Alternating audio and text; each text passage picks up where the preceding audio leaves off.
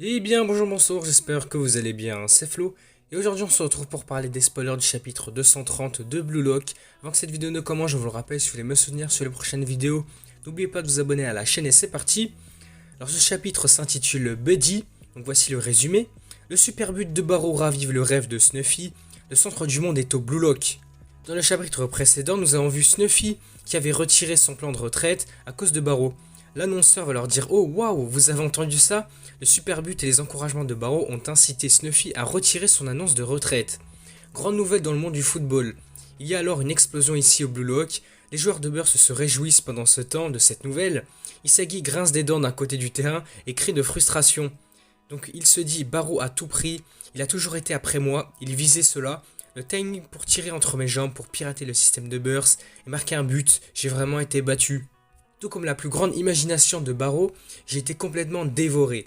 Puis Raichi s'est adressé à Isagi et s'est excusé, en lui disant « Isagi, mon mauvais marquage de Snuffy, je n'ai pas pu suivre jusqu'à la fin. » Isagi lui répond Raichi « Non, ça suffit, ça a vraiment marché, on n'a pas marqué ou encaissé de but, c'est parce que je ne l'ai pas assez bien lu, il a pas assez bien lu le jeu de Snuffy, c'est ça le truc. » Raichi lui dit « Ah, Isagi, il est un petit peu triste, on va dire. » Isagi lui dit juste encore un peu plus. « Je n'imagine pas un futur, donc une vision, où je pourrais battre Barrow ou même Kaiser.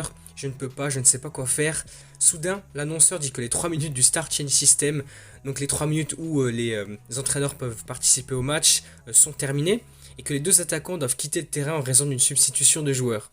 Isagi va se dire « Ah, je vois, j'étais trop concentré et j'ai oublié le temps, ce qui veut dire que les membres du match vont changer et le terrain va changer. Snuffy l'a devancé. Bon, un dernier point, Ubbers. Tu peux repartir, Sendo. Donc on voit bien, là c'est Sendo qui va revenir sur le terrain. Oui, j'ai une pause parfaite, je me sens bien. C'est au tour de Noah d'appeler son joueur. Alors Noah va dire, et nous, ici, Corona, tu peux courir?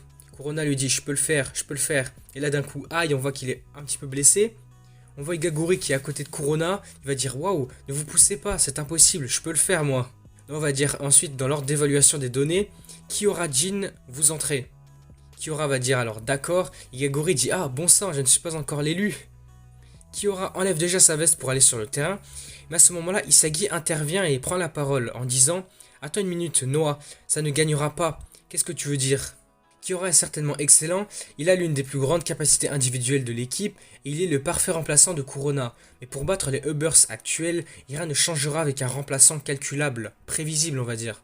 Nous avons besoin d'un nouveau changeur de jeu qui puisse injecter de nouvelles idées.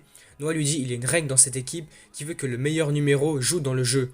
Utiliser d'autres joueurs même si ça veut dire nier cette règle, y a-t-il une raison rationnelle? Isagi va lui répondre c'est pour mon propre but qui fait ça. Noah, hein?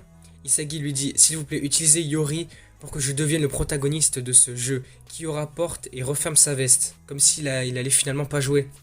Noah est un petit peu surpris de ça, Isagi va dire désolé Kiora, je veux essayer avec Yori.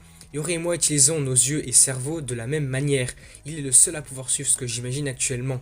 Encore une étoile, maître. S'il te plaît, donne-moi un pote qui peut réussir le bal. Noah lui répond non, c'est un argument assez émotif, contrairement à toi, Isagi Yoichi.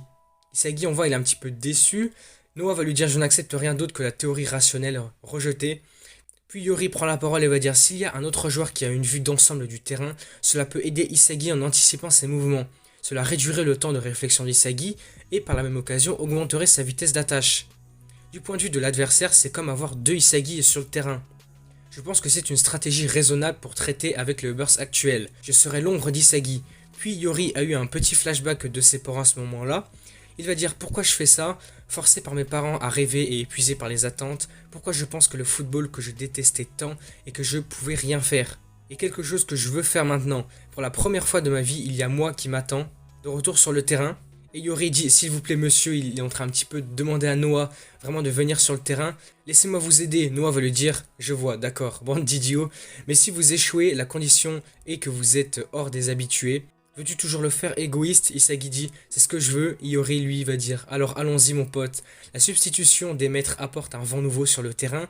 Avec son ego en main pour la première fois, Iori est en phase finale avec Isagi.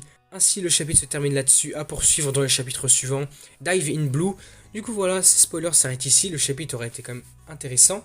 Bien qu'il n'a pas vraiment avancé les choses, on aura au prochain chapitre l'intervention d'Iori sur le terrain. Ça va être intéressant je pense de voir ce duo, cette alchimie, ce cocktail explosif, même comme Isagi aime le dire, entre lui et Iori, ça va être intéressant. Et puis dans ce chapitre on aura vu la fin des 3 minutes avec Noah et Snuffy. Du coup voilà, n'hésitez pas à me dire dans les commentaires ce que vous en avez pensé. En tout cas, le chapitre aurait été intéressant. Hâte de voir la suite. Du coup, on s'arrête ici pour cette vidéo. Si elle vous a plu, n'hésitez pas à liker, à commenter, à partager comme d'habitude. Et surtout, n'oubliez pas de vous abonner à la chaîne pour me soutenir sur les prochaines vidéos. Et du coup, moi je vous dis à la prochaine.